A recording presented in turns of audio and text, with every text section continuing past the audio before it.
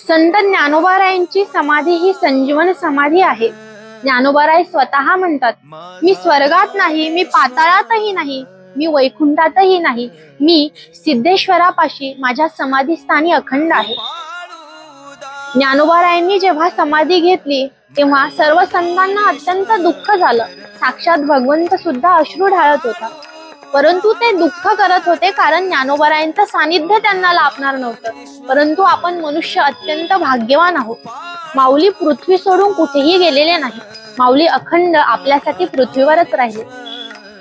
जो कोणी माऊलीचे ज्ञानेश्वरी भाव धरून वाचेल त्याचा उद्धार नक्की होईल. भाव धरुनी वाचे ज्ञानेश्वरी, कृपा करी हरी तयावरी. स्वमुखे आपण सांगे तो श्री विष्णू, श्री गीता हा प्रभू अर्जुनीसी. जो आळंदीची वारी करेल त्याचा उद्धार मी करेल, हे स्वतः भगवंताचे शब्द आहेत.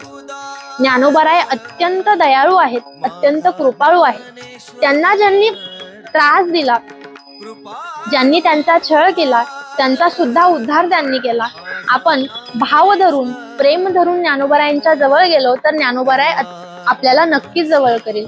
म्हणून तर ज्ञानोबारायांना म्हणतात, साधकांचा माय बाप, दरुशने हरे ताप, सर्वाभूती सुखरूप ज्ञानोबा माझा.